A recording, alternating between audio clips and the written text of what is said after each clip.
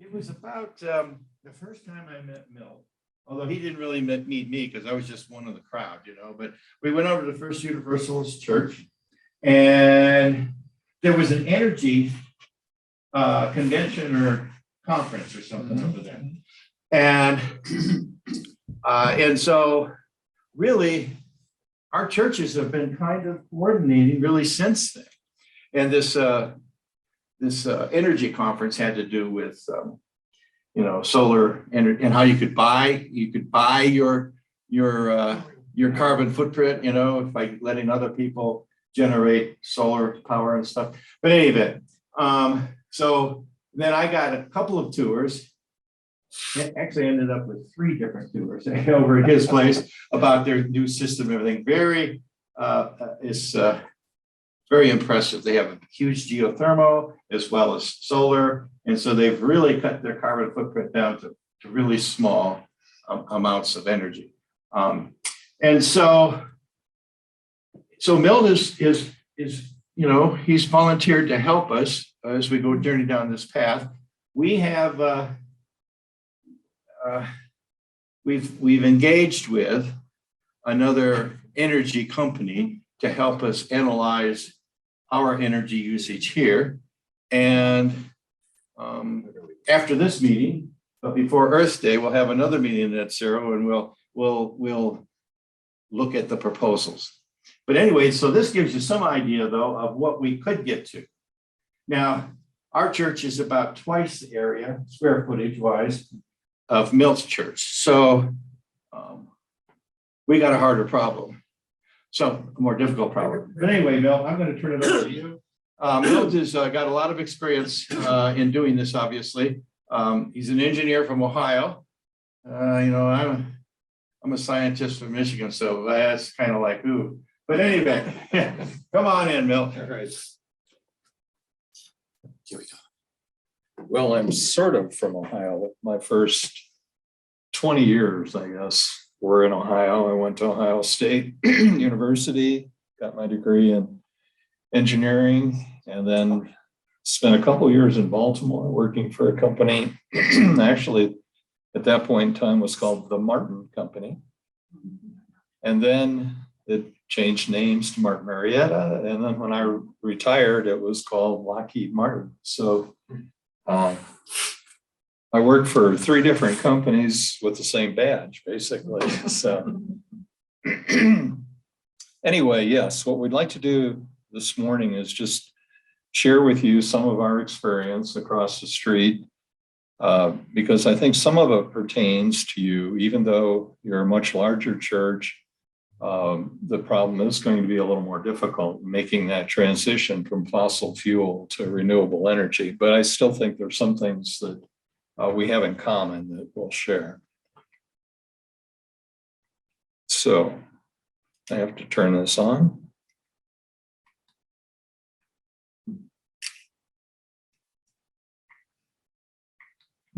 Okay, what am I doing wrong? Okay, so it works there. Try it again. That's That's on. And you have to go this way with it. Oh, you probably. Weird. Wait a minute, is this thing not connected? So anyway, what we're Larry, if you need to get back. trying to say here is this is just a quick look assessment. You've got some professionals lined up to really do a good analysis of your particular situation. But as Larry pointed out, we're going to try and give you a heads up and also some baseline that you might be able to use when you're evaluating other proposals, because this gives you a sense of maybe what a baseline size and cost estimate might be. Well, you can just So, say next we'll slide. just- Yeah, but the somehow or other, It can be your clicker. all right, I will. Okay. You can do it yourself. I can do it from here, like this. Okay, Oh, there we go. all right. Okay, there's Well, your first maybe I slide. could do that too. Well, I got it. All right. Here. Okay, so you just, This will all be edited out, but this will be a smooth Yeah, presentation. There we go. I don't know. This worked beforehand. We tested it out. Okay, well, as Larry already pointed out, there was a conference over at our place in 2019. It was called the Interfaith Green Building Conference. And there were 22 local churches represented at that particular conference. No, that was me. Oh, okay. It works now. And that's where I first met Bruce and Larry. I guess Bruce attended a workshop over there, as I recall. But there were 22 churches, faith-based organizations, and we shared experiences and found that, oh, if you're a nonprofit, faith-based organization, you have common problems because there are some things then that put you in a category where you're not really eligible for federal subsidies and tax incentives and things like that. So it turns out that faith-based organizations have a unique challenge to make this transition from fossil fuel to renewable energy because the social structure doesn't really give us a lot of support at this point in time. So anyway, then COVID hit and there was a hiatus in just about everything we were doing. So here's just an outline of what I'd like to try to cover quickly. We'll talk a little bit about First Universalist's experience on our path to zero emissions. We're just we've taken a few steps. We're not there yet. And then try and relate that to the first Plymouth situation. Larry's been kind enough to give me some spreadsheets that told me what your current energy usage is so that I can compare them one-to-one with our situation. And then we'll just walk down through that list that you see there and see what happens. Spoiler alert, I'm very optimistic that you've got a great situation, a great opportunity here to do something very meaningful. So now, what do I? Oh, you just use the scroll. Yeah. Yeah, I can use. Okay, so we renovated our facility with a major renovation back in 2017. It was, I'll talk a little bit more about it later, but it was like a $5 million project. And we attempted to insert a new energy system into this renovation project. I'll get this. But one of the things that came out loud and clear during our effort to try to convince our board of trustees and staff and fellow congregants that this was the right thing to do required that we go back and lean on or utilize some of our, I'll call them religious or spiritual values from the bigger organization. So the way our congregations are arranged in the Unitarian Universalist world is there's an association of congregations. We have a headquarters back in Boston. And we meet annually in General Assembly. And during that General Assembly, ideas are shared and concerns are shared. And there's generally some statement that comes out of that annual General Assembly related to social justice and the kinds of issues that we think are important that particular year. And on a number of occasions over the past decade, climate change and we'll say climate justice, these kind of issues came out of the business session, and they were called statements of conscience. And they encouraged individual congregations to do the best they could, as quick as they could, to do something about the fossil fuel issue and the fact that burning carbon adds more carbon dioxide to the atmosphere, which contributes to global warming and climate change and ocean acidification and all that. So numerous times in our meetings and discussions and we'll call them education sessions, we resorted or referred back to some of these, we'll call it denominational values. And just for kicks, I went to the website of our denomination and your denomination, and sure enough, there's commonality. You have, well, even locally here, you have a covenant, we have a covenant. And, you know, it deals with climate issues and things like that. So go to the websites, and you have an environmental justice ministry, and we have a climate environmental justice ministry. So I think that's true of all denominations, quite frankly. The words are different, or the terminology is different, but spiritually based organizations have a common concern. And we just need to collaborate a little bit more. So we appreciate Larry inviting us over so we can share some things and learn some things from you. And perhaps there's some of our experiences that will help you along your path as well. So as I said, our path started in 2017. And this is a drone picture taken, I think, in 2019. It kind of gives you a sense of what our new sustainable energy system involves. So the first thing you see is the fact that the roof, the flat roof on the building over there, now is covered with solar modules. There's a 56 kW rated solar system, 180 different solar modules mounted on the roof, and they're ballast mounted, meaning they're sitting there with weights.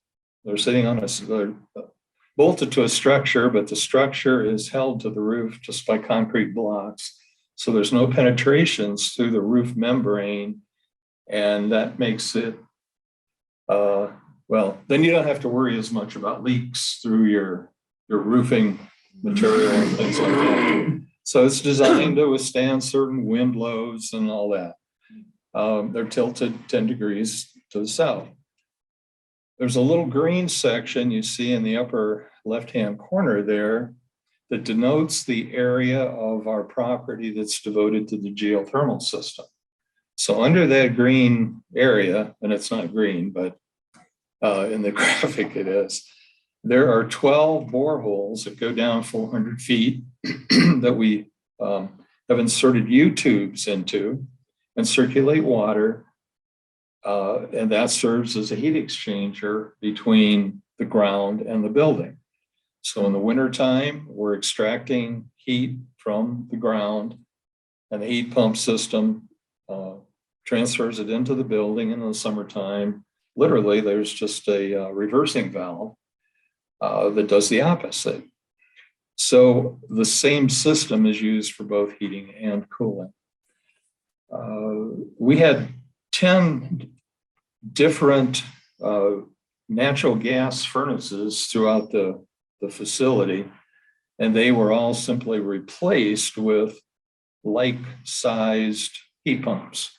So it was a fairly easy transition in that sense. Once you had the ground loop installed and pipes going into the basement of the building, then the transition over to geothermal was pretty straightforward. Yeah. Could you clarify for some of us, there was a big program on PBS the other day about geothermal, and they were at the word geothermal, and they were talking about hot water coming from geysers in California, and that's not what we're talking about. To make sure that everybody knows one word, two different meanings. Good point. The high temperature geothermal systems that go down several thousand feet and actually tap into what you might call the core temperature of the earth. That's a whole different type of geothermal technology. It's probably more appropriate to just refer to this as ground source heat pumps. It'll work anywhere. Yeah, but it is heat that's coming out of the earth. And so I guess that's why some people refer to it as geothermal. Okay, now. I'm not going to spend any more time talking about this. It was documented in a book, and Larry, you've got a copy of it, I think. So basically, the book goes through our experience step by step, starting with the motivation. And there were lots and lots of different ways that we found we could motivate our congregants to get behind us. So we could use religious principles and values. We could use the fact that some people, parents were concerned about their children's future. Grandparents were concerned about the future for their grandkids.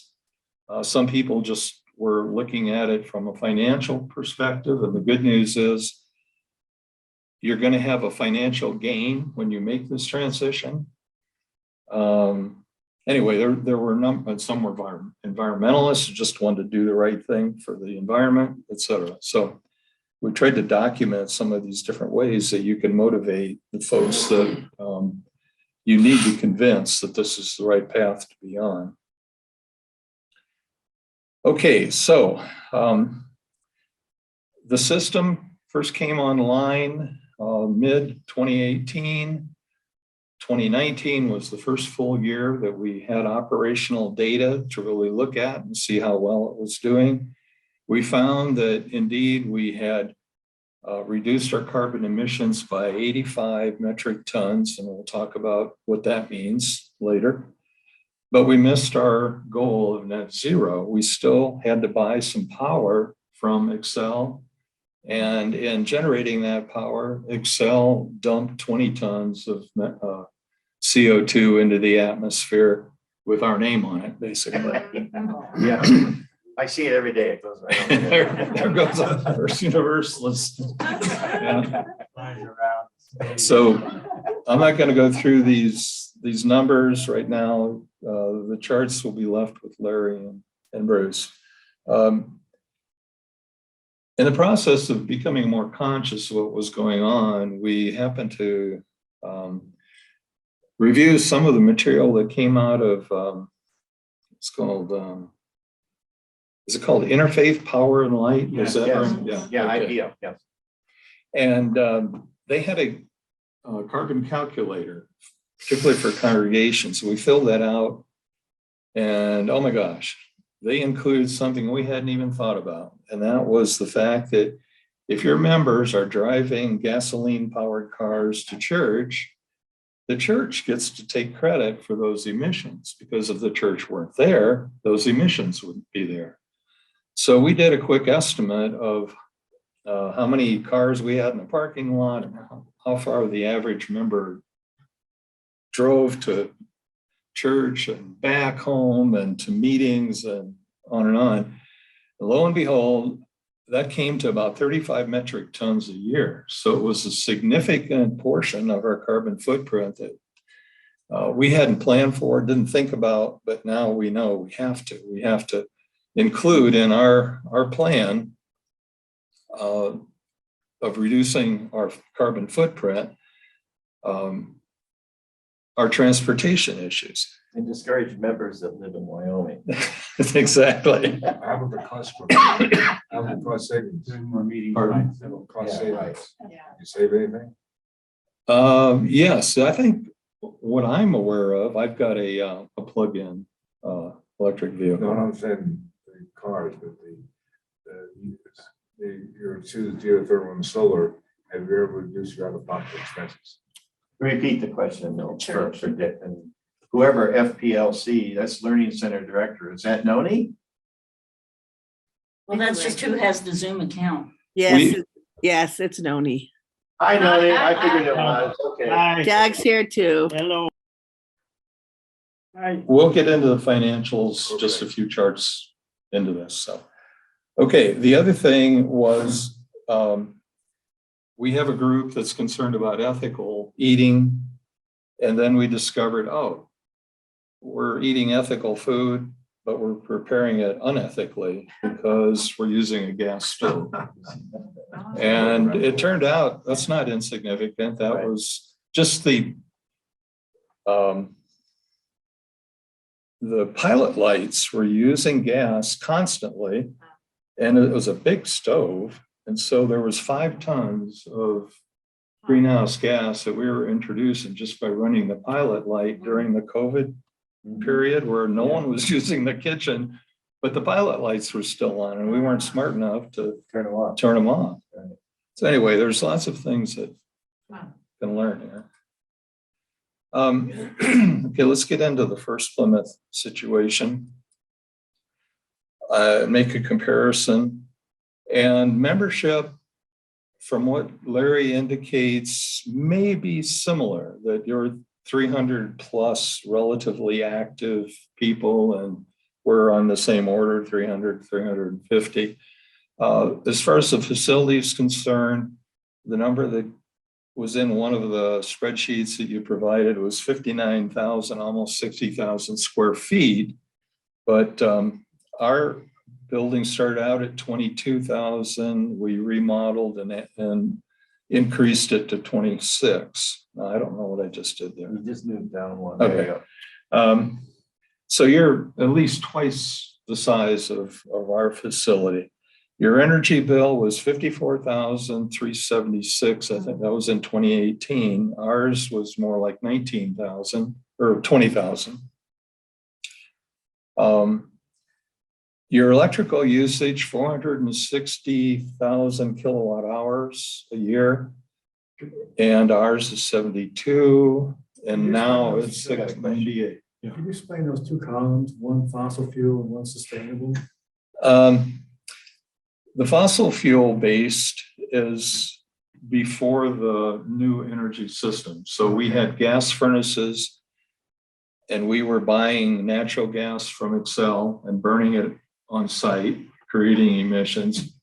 We were buying all of our electrical power from Excel and they were creating emissions because most of their power was coming from fossil fuels.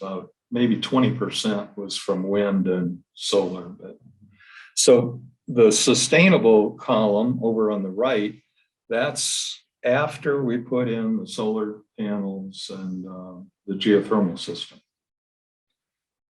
So the first column, First Plymouth, and the first column for First Universalist are sort of apples to apples, fossil fuel systems. Natural gas usage, you can see, is significant difference, almost a factor of 3. The total energy, almost a factor of 4 difference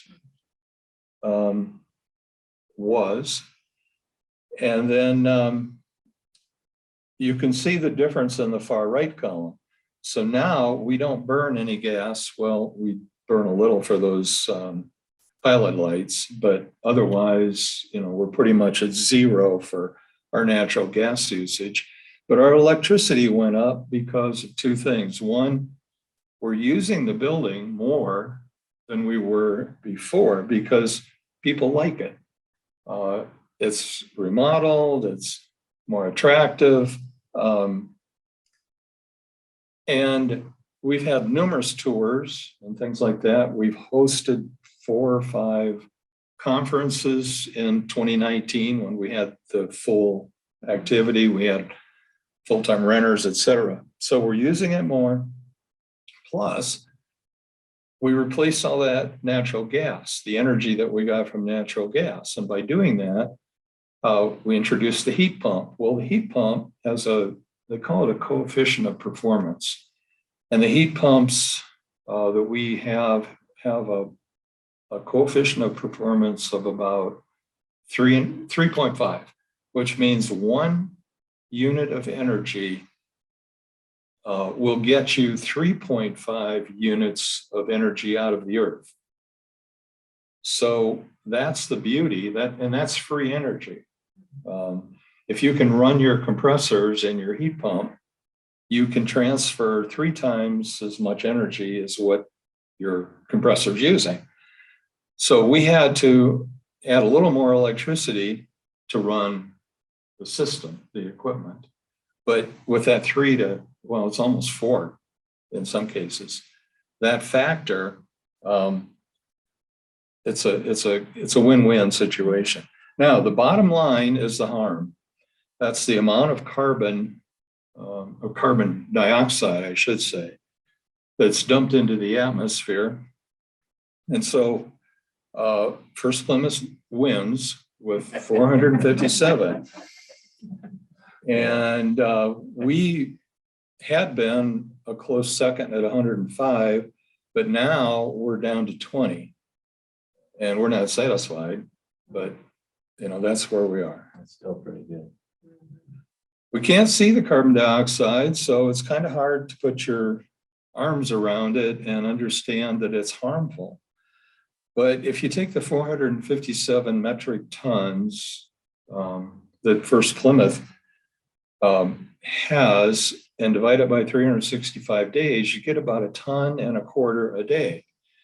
Well, a ton of CO2 you could put in a garbage bag that's the size of the big blue or green cube there. You see a little person or a person standing next to it and you see the house. So the cube is about, I think 29 feet on each side. So if you bagged your CO2 every day and set it out, you would have a bag and a quarter for the trash collector to pick up and dispose of properly. But none of us do that. We just dump it into the atmosphere. So if we could see into the infrared portion of the spectrum, the electromagnetic spectrum, we would see it as a black cloud, but we don't see it. The pie chart shows you that the bigger portion of the pie here at First Plymouth is because of the electric emissions, and the slightly smaller is the natural gas that you burn for your boilers here. As far as land stewardship is concerned, you've got a great property here.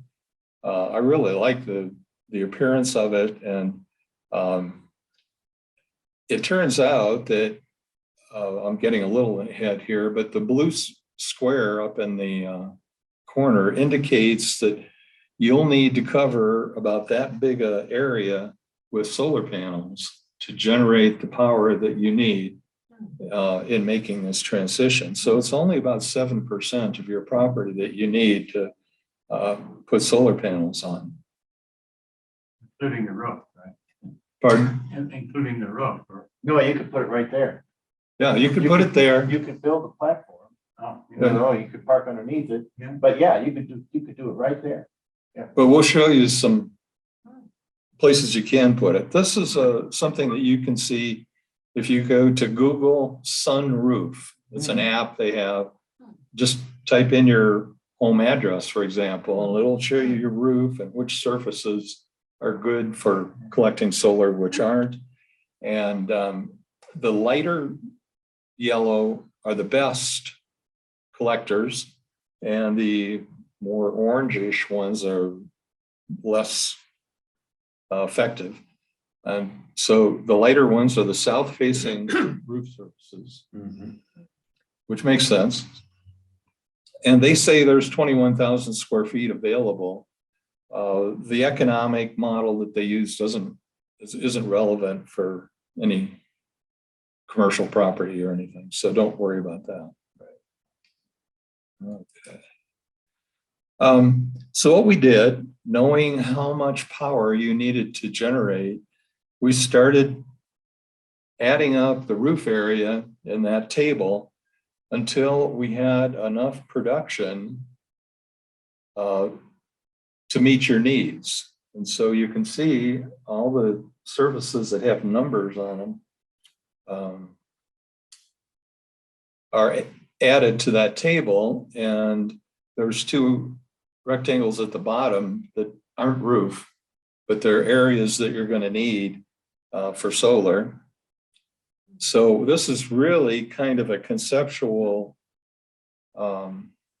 look at how the 7% of your property might be utilized to give you enough panel area. Yes. So regarding 8 and 9, does that mean you build a like a platform of Yeah. solar? They call it carport solar. So it's a roof and it provides shade for the car, but it also provides the surface that you can mount the solar modules on. They have McKaiser down in Arapahoe. Exactly. Yeah. So it's a commercial rendition. The problem is there's more structure involved, so it's more costly per watt of production. One other question. We could charge a fee if you parked under the porch. Yeah, you could. Yeah, right. We could auction off parking spaces. So Naming rights. is there somewhere in your presentation that talks about what it would cost to build one through 9? This chart here shows dollars per watt. So if you mount it on the roof, our project indicated that we were charged about $2.25 per watt for roof mounted. But if you're going to make a carport and have additional structure, it's probably going to be closer to $3.50 a watt. And you just have those two areas that you would have to, mount on other structure. So does that mean it's going to cost 609,000 to build that? Is that what those numbers say? Well, number 8 was one of the carport things.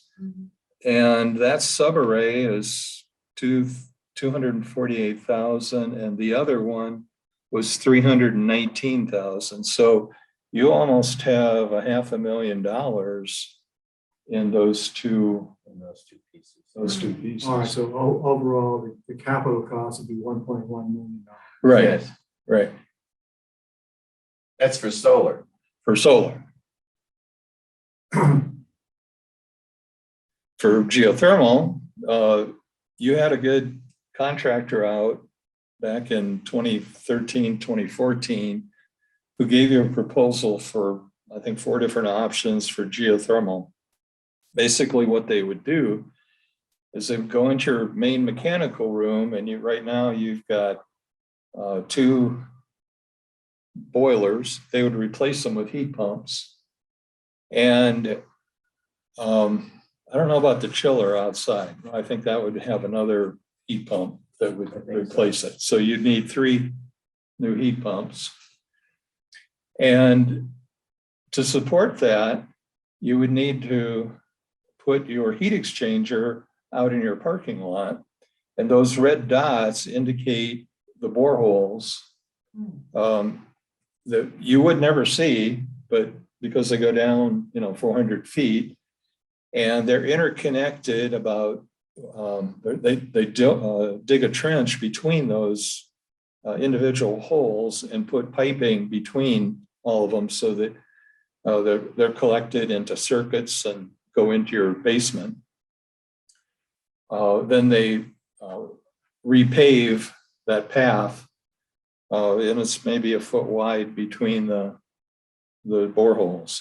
So where do the interconnections occur? Sort of toward the surface, right? They're about 6 feet below the surface, yeah. Not Yeah. 400 feet, no. So you've got plenty of room for all the geothermal that you would need to replicate the amount of heating that you currently have.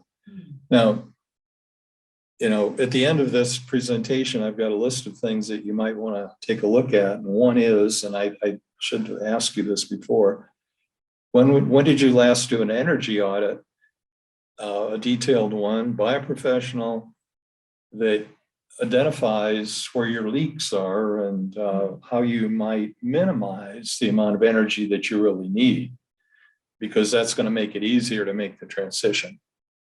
Anyway, the good news is you have a great lot, plenty of room. So let's now move to the financial situation. Let me give you some background first on what we experienced. So I mentioned that we had a $5 million renovation program, and we had embedded in that a new energy system. Well, the capital campaign came up short, about $1 million short. So the energy system, which was about $500,000, was the first to go downscoped. And then they took out some classrooms and some other things, and they got the scope of the project down to what the capital campaign came up with. But the board of trustees said to the green team, if you want to pursue third-party funding, you're free to do that, with the stipulation that whatever you come up with has to be revenue neutral, is their terminology, meaning it can't change our operating budget. So if you want to take money that we're now writing checks to Excel for, because you wouldn't have to do that anymore if you put in your own system to harvest your own energy. Oh, I forgot to mention that the conclusion from those charts indicate you too don't have to import any energy through electric lines or gas lines or whatever. You've got plenty of energy on site coming from the sun and out of the ground to operate your facility. You just have to harvest it. You have to get new equipment, 21st century equipment that harvests this free energy. So they told us, go for it, but you can't change the operating budget. Well, we were paying Excel about $20,000 a year, so we had that to work with. And I'll show you how we leveraged that then. But we ended up going to our members and saying, well, could you donate some money to this great sustainable energy system that's going to be great for our kids, and on and on and on. And, you know, their eyes glaze over. And they say, we're tapped out. We gave everything we could to the main renovation project. And so then our comeback was, well, could you loan us some money at a low interest rate? And sure enough, they said, yeah, we could probably loan money, but as long as we get it back. Well, so it turned out we did find some folks that were willing to make donations, and we got this rolling, and enough people to loan the money that we got closer and closer to our goal. And once you get closer to your goal, you find it's easier to get the remaining money. And so that was kind of cool. And hopefully you can experience something like that as well. So let me see if I can. We have a start. We have a green energy fund Great. to do this. Great. Right now it's $1.98. Okay. No, that's not true. It's, I know. I think $10,000 to $15,000. All right. I've handed this Excel spreadsheet model off to Larry. Well, it's on that computer there. Yes, it is. So this is the approach I would suggest you put a little effort into, because it too would form a baseline for other approaches that you'll uncover. Because there's some people out there, third parties, that can come at it from a different perspective. And how much time I've got here? Oh, sorry, 10, we're 10-2 now. Yeah, Take your I time. better hustle it. Anyway, We're good. I'll just show you this one model. So the numbers in the blue cells with a red circle around it are basically what we had to work with. And that's your utility bill. I put your numbers in there for electric and gas. So the total was About 54,000. Yeah, 54,000. So that's kind of what you had to work with. Then up here, we've got solar electric. Oh, I must have gone too far. we've got the cost of your system for solar electric plus the heat source. I mean, the ground source heat pumps. So what you do then is you say, okay, if we can get loans and you put in these numbers, at a 1.5% interest rate, 15-year term, what's the annual payment? And that matches the Excel or, the 54,000. It turns out you could get a loan for 729,000 and then use this money to pay that loan back. Does that make sense? Okay. So it doesn't change your operating budget. What's in yellow here is the money that's left over, which you have to find magically through grants or donations. The green is loans from congregation. That's right. This is the members are Our members are loaning. loaning that money. So what's that number, sir? 730,000. Okay. So it's 800 and something. Your part is 860 is what we have to raise. That's right. We just asked Fletcher. Okay. He's not here now. We just asked Fletcher for it. These rows simply are like a cash flow for the first 20 years. The red column denotes what you would typically pay Excel if you didn't do anything. Right. And so the bottom line number says you'd be paying Excel 1,500,000 over a 20-year period. If you switch over to renewable energy, you would be paying 839,000, which would, go back to your members who loaned you the money plus some interest. Right. Does that make sense? Yeah. So the net gain is $1,526,000 because this is a gain. Your members chipped in and, gave the church $860,000. Plus you saved money. And we by turned not. it into 1.5. Yeah. Is what it says. So Now, how many? can I ask a couple Yeah. of questions on that? So that's a 30-year chart, right? 20. 20. So 20 years, so with the year 2045 or so, that's what that would be. 20, yeah. So you had, while you're doing that, you also have to run the church. Yeah. Right, so you have that contribution plus the operating budget contribution with the same number of members.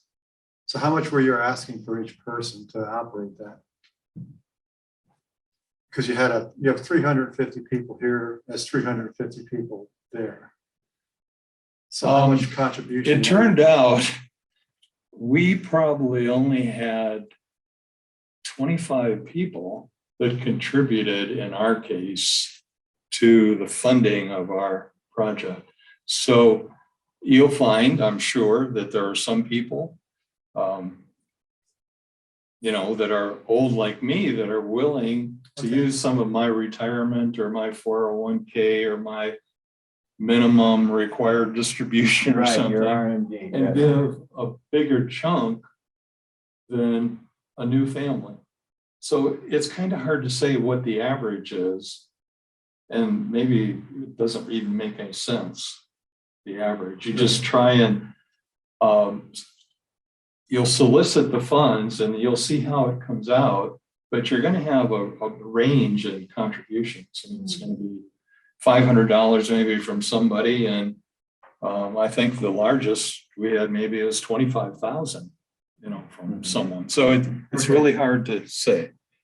And this is what it would look like if you looked at the operating expenses on a 20-year basis. The red is fossil fuel system, continue to pay Excel, and you pretty much end up with nothing but a stack of paid bills. Whereas with this approach, you have a more or less constant annual payment because you're just paying off those loans or that loan. And then after 15 years, you paid them off, and this is like gravy. And that's the $665,000 that's the cost reduction, basically. And that's putting in enough solar and geothermal to reduce the carbon footprint by 95%. Yeah, Yeah. yeah. So the only thing you have left Is is the the people driving to the transportation, church. which you don't really have control over Right. except through education and getting them to realize if they switch to electric, the operating cost for the electric vehicle is half of what it is About for a Right. gasoline vehicle. So it's to their benefit to transition. So I think that's probably where I need to stop. There's other cases, solar only and geothermal only. Right. And then they kind of summarize. You really Well- need both to get 95%. Right. Yeah. That's right. We don't have enough roof or carports. If we went just geothermal. Well, in fact, we couldn't probably do it. Yeah. So what we did, just to keep this visible with the rest of our congregants, we put together a 10-year roadmap. And this just shows that the first steps, which are quite easy, is we're going to have to extend our solar system because we didn't quite meet our goal of net zero, but we know how to do that. And we've got some roof that we can do it, or we'll go to carport. So that's our first goal, and it's going to be probably $100,000 because we want to add a little bit of storage. We see now that if we move to an electric stove that has 8 burners and they all come on at the same time, we get a peak. You need a battery. And so we need a battery that can handle that.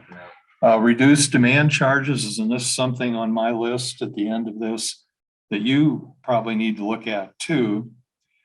They've raised the peak demand from 25 kilowatts to 50, but you're at 65 Right. on one circuit, but you've got another panel that's way down. And if you could figure out a way to move some of those loads to that other panel, you could stay under 50 Right. on both, On both. and therefore go to a different rate schedule. So that's something you really need to look I at. need to look at that seriously. It's not going to be easy. Yeah, yeah. There'll be a cost, but for rewiring and all that. Yeah. The other thing that we tumbled to was it's hard to predict exactly how much solar you need because when you have special events, you need more. So if you have a big conference or something, you're going to be using a lot more energy. But what we tumbled to was if you have a big event, your parking lot has a lot more cars in it. And if some of those cars are electric and you have put in charging stations that are bi-directional, you can plug the cars in and you only need, in our case, we only need about 2 or 3 cars. And we can have them donating energy at a rate of driving about 30 miles an hour during the service for an hour. And if we had 3 cars, we would have been able to keep our peak usage down below 25 even. So they call it vehicle to grid or vehicle to home or vehicle to building technology. And a Nissan Leaf, the latest ones already have this built in. They have a commercial about that. Yeah. Yeah. And so that's also something you should put on your things to do or things to investigate. We're not quite there yet in this country. In Asia and Europe, they're way ahead of us there. We're going to get rid of our gas stove, and then we're going to try to come up with some motivation to have more of our members switch over to electric vehicles. And we're hoping to maybe get 50% of our members in plug-in vehicles in 10 years. And maybe the other 50% in another 10 years. Well, I think that's actually pretty reasonable because the manufacturers are going, Chevrolet or General Motors says 2% of the vehicles will be EV by, I don't know, 2030, I think. Do you have charging stations at We don't, Not yet. not yet. And do you know what they cost? to put in? I should know, but I don't. I mean, it's several $1,000s Okay. and they're not cheap. You know, the average home, $1,700, that's the average home. Right, Right. charging. Commercial can go up to $200,000. Hmm, But okay. that's the worst case Yeah. scenario. Yeah. That's not an open parking lot. Mhm. So on and so forth. There's, There are grants, but not for Not for churches. NGOs. well, we couldn't really see a big need for lots of charging stations for our members. Now, for our staff, yes. We could put in, say, 2 or 3 charging stations because they have to drive from home and they'd be at that station for a day. Time. And so they would have time to charge up. But if you're only coming for a 1-hour service or something, it just didn't make a lot of sense unless the charging station was bi-directional, Right. that they could donate. They to the just church. They need wouldn't enough. know this. They think they're charging. No, we tell them. They just need to have enough electricity to get home. That's right. They don't, otherwise they take a tow truck. So, yeah, they gotta save enough to get home. That's right. No, they Okay, don't know. so I think you guys have a great opportunity ahead of you here. There's no reason why you can't transition to renewable energy and have a financial gain of as much as $1.5 million at the end of 20 years. And you really don't need to import any energy. It's already here. You just have to get the equipment, not to waste it as waste heat on asphalt in your parking lot or on your roof, but to actually utilize this gift from God, so to speak, and turn it into something useful and reduce your emissions. And it's quite likely you can do this with a revenue neutral funding approach. So it doesn't impact your operating budget.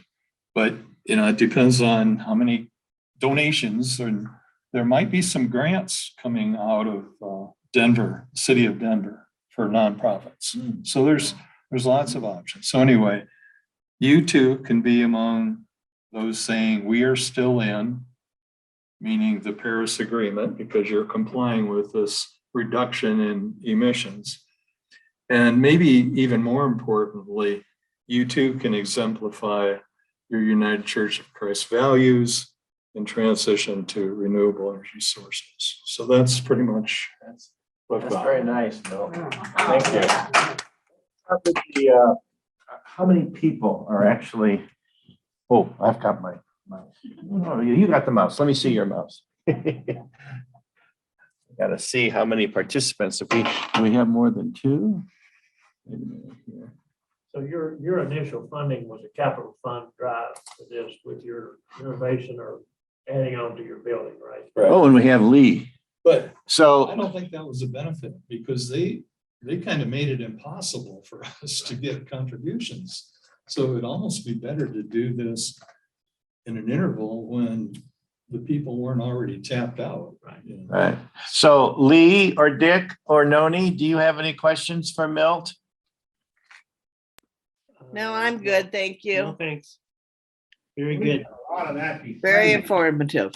We've, I'm fine, and it's Bill, I really thank you. That's a great presentation, and it gives me a hell of a lot better handle on what can be done. Yeah, yeah. Good, thank you. Okay, thanks. Okay, so we're gonna have a few more questions here. I guess I'll repeat them. So, got any questions here? well, first of all, I had no idea that you were going to be able to make your presentation with data about this building and not just your building. That I gave it to him a couple weeks I mean, ago. he may have Yeah. managed. Oh, yeah. So What we the really needed, the comment from Bruce is that he didn't actually know, like I did, that Milt was gonna talk about our church energy savings possibilities. So, yeah, I gave you all that up front, yeah. Larry, Yes, quickly. yes, Dick. for me, you don't need to repeat because I can hear quite well like Bruce, I can hear very clearly. Oh, okay, all right. So speak up, audience. So the other question I have is, and I'm an engineering economist, so I loved all the numbers that you had there and everything. But one of the things, and I didn't absorb all of it, but one of the principles I always know about is the time value of money. And when you say that we are going to save so many millions of dollars over 20 years, somewhere that all needs to get brought back to some sort of common point in time so that it really is a saving. Right. And the savings are way out in the future and the costs are up front. How do you deal with that? Well, I'll let you economists to do that calculation. That's above my head, so. Yes, This is asking, this is more like, how do you promote this? Mhm. The graph of 20 years of metric tons of CO2. In other words, there's another savings, and that's the CO2. right. Now, I don't know anybody's put a dollar value on that. Yeah.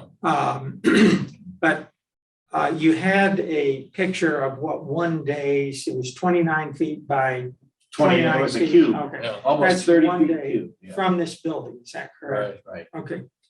And you also had I'm looking for visuals here to communicate. You had a average size, I guess, 4-family size house in that. What did that house represent? 1 week's worth, 1 year's worth? No, it was just in there for scale. Oh, So that you okay, could to give see scale. Okay, that 30 feet by 30 feet by 30 feet was like a 2-story building. A pretty big house. It's not a ranch or. all right, but whatever. one could take 29 by 29 by what? In other words, what volume? Yeah. And create a space, Yeah, let's say in the infrared spectrum, where people could actually see the savings in CO2. well, some people have put a price on the carbon that we put into the atmosphere, and it goes as high as, say, $250 a ton.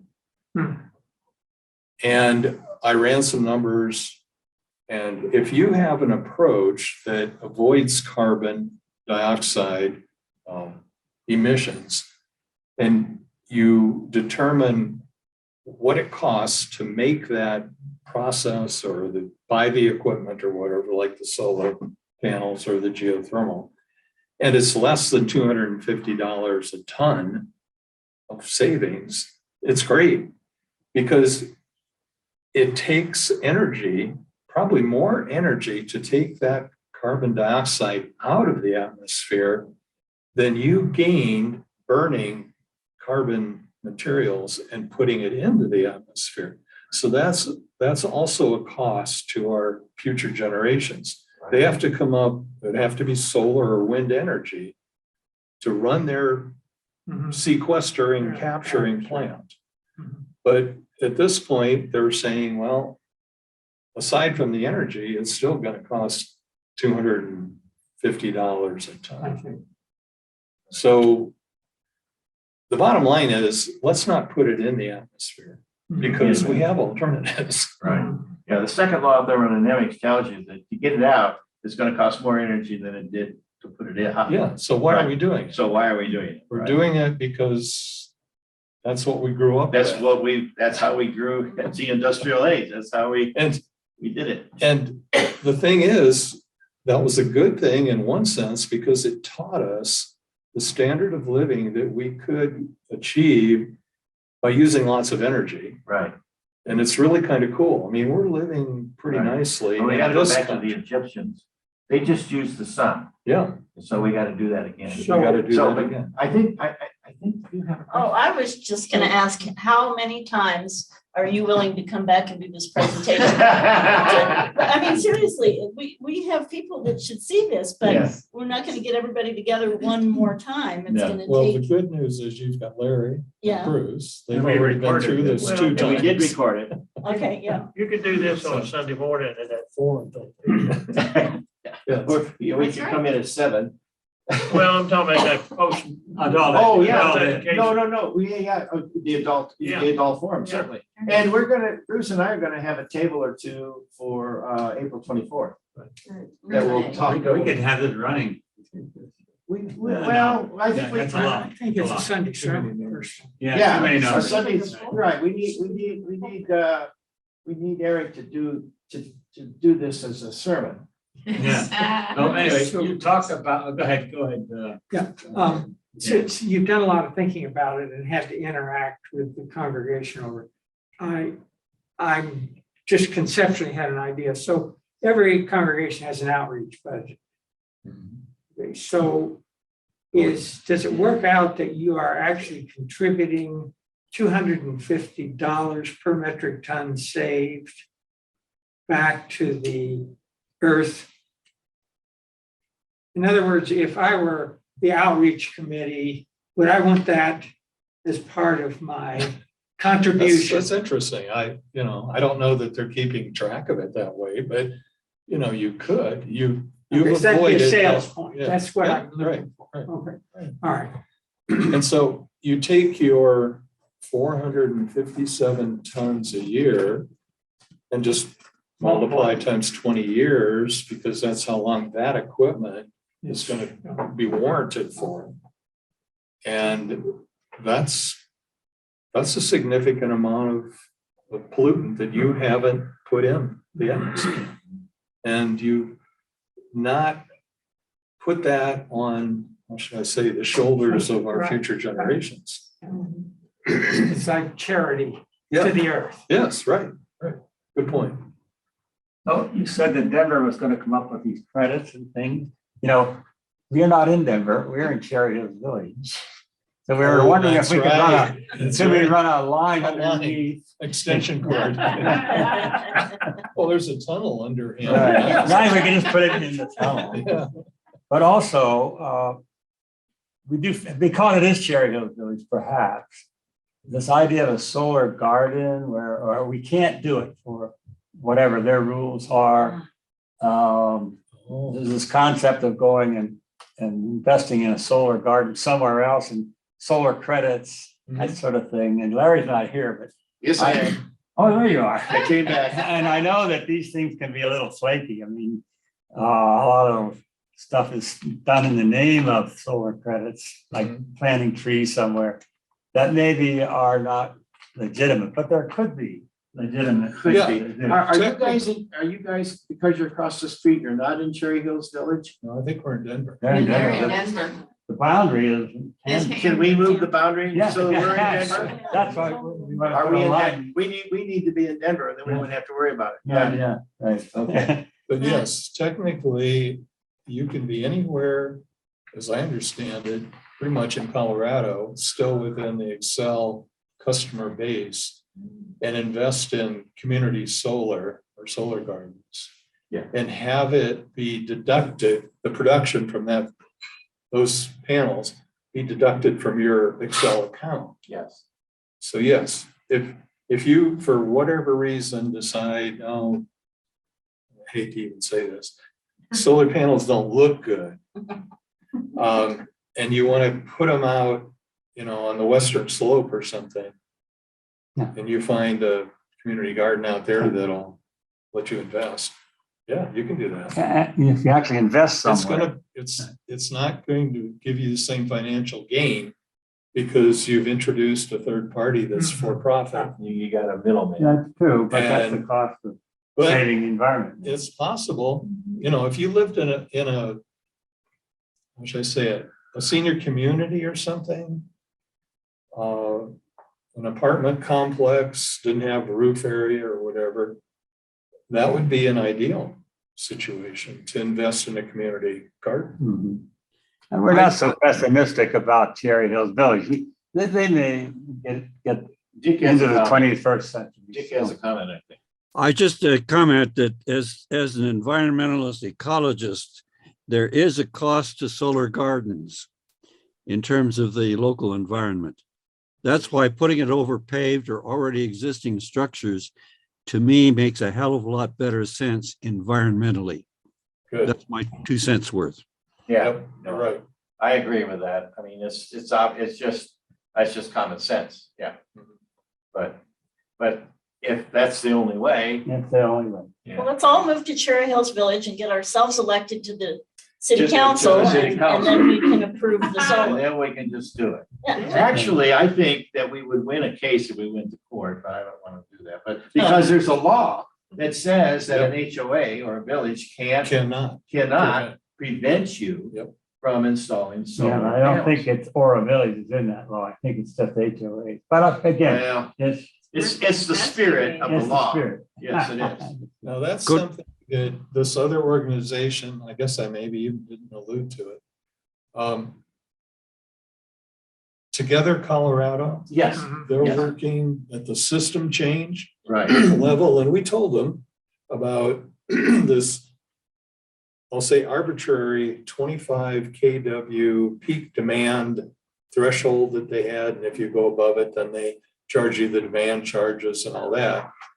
And sure enough, they were able to get 3 or 4 speakers at the last PUC, not the last, but a PUC meeting, stand up and say, this is unfair to faith-based organizations that on Sunday their peak goes up, but the rest of the week it's down around 5 or something. But when everybody's there, we go above 25 and we get charged the whole 30 days for that. And sure enough, they changed it to 50. So Good point. if you go in and say, oh, we happen to live in an area where they won't let us put solar panels on our roof, go to Together Colorado, there's like 200 and some churches represented by that, and people listen. They listen. You're into that group, right? I mean, Environment Colorado. It's part of the coalition. it's part of the Part coalition, of the yeah, coalition. right, Yeah. right. So again, there's power with numbers, and if you can link up and you have a case, you've already been through the wickets, so to speak, and found they won't let you do it. No, we haven't. We haven't. They might. Okay, I think at this point, oh, yeah, you have a question. One Go more ahead. question. To me, it's not a question, it's a statement. Appreciate your time in presenting this. As a member of the stewardship committee currently and facing the challenge of a current operating budget, we need to have a very slick Madison Avenue approach to the congregation to adopt this. Right, Okay, I don't mean to be negative, but I no, just I know, understand, yeah. right, I mean, it's great, but it's kind of what you're saying. There's a lot of communication. Like one of the things I've heard with reference to this transfer, with reference to the funds that we've got, right. the presentation, I think, was so good that it was not a negative vote. That's Right, right. So that's my comment. Appreciate it. I mean, I gave Milt our energy costs. I didn't tell him about any of our funding problems. Well, and plus, and we have another committee looking at, we call our faithful futures, about what do we do with this big building that's even bigger than we need. Yeah. And trying to convert it all to energy. Well, it's You know, super energy. what you put, the time you put into this presentation. But anyway, the point is that we may even be thinking of moving. So that all is figuring into where we are on all this. Bruce, could I just have 30 seconds here just to share something? Sure. I'm Phyllis. I'm married to Jen, and I'm very active with Environment Colorado. And I feel, first of all, thank you so much. This is an enormous treasure for us. I feel that what many of us in community and country are starving for right now is a source of hope. And that can be woven into the Madison Avenue. But I want to share, which Bruce and Jan, others already know, but House Bill 1162, which was about plastic producer responsibility, was finally brought up to be heard on the 7th. And there were, and Coca-Cola and Pepsi are the #1 polluter on the planet in terms of garbage. And it started the hearing. It was pushed back because of 2 other bills. It didn't start till 10:30 p.m. It went on till 1:15 a.m. But it was very exciting because there were 60 individuals who testified for it. There were 10 individuals who were against it. So it's moving on now and it will be voted on Wednesday. This is different than this. But for me personally, in terms of let's go forward together, that other people are doing other things and it takes all of us. And that to this, what you're saying and what I learned about night before last at 1:30 a.m. is that this is hope. Yes, very much so. Okay, thank you. Let's thank Milt again. Yeah, right. Yes, thank you. Yeah.